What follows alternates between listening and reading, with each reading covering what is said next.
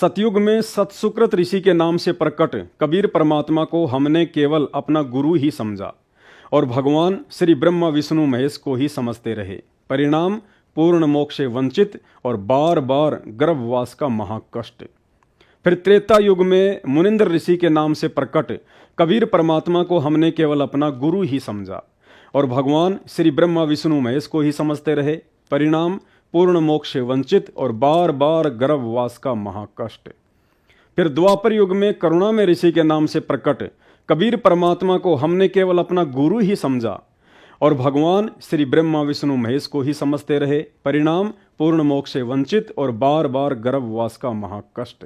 फिर कलयुग के प्रथम चरण में कबीर देव नाम से प्रकट कबीर परमात्मा को हमने केवल अपना गुरु ही समझा और भगवान श्री ब्रह्मा विष्णु महेश को ही समझते रहे। परिणाम पूर्ण मोक्ष से वंचित और बार बार गर्भवास का महाकष्ट। फिर आज से लगभग 300 वर्ष पहले संत गरीबदास के नाम से प्रकट कबीर परमात्मा को हमने केवल अपना गुरु ही समझा और भगवान श्री ब्रह्मा विष्णु महेश को ही समझते रहे। परिणाम पूर्ण मोक्ष से वंचित और बार बार गर्भवास का महाकष्ट। और वही गलती वर्तमान में सन 1994 से करते आ रहे हैं।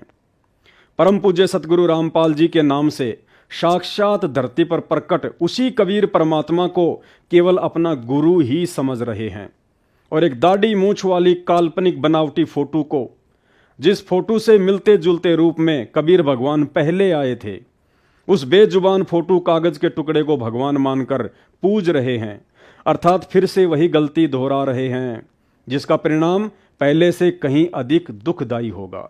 आप तो विद्वान हो, पढ़े लिखे हो, शिक्षित हो, आप तो मानोगे ऐसी गलती पहले वाली फिर ना कर दियो। सारे फाउल पॉइंट बता दिया। क्योंकि बार बार गुरुदेव भगवान हमें समझा रहे हैं, यदि गुरु को अपने जैसा एक मानुष ही समझोगे तो एक न एक दिन आपके मन में दोष आएगा। परमात्मा बताते हैं, गुरु मानुष कर जानते ते नर कहिए अंधे, ओवे दुखी संसार में आगे यम के फंदे। गुरु को मानुष कर जानते तो ते नर कहिए अंधे और फिर होवे दुखी संसार में, फिर काल के फंद। पुणात्मा, हमने गुरु जी को परमात्मा मानना पड़ेगा। परमात्मा मानने से हमारी यह प्रॉब्लम सोल्व होएगी, नहीं तो नहीं हो सकती।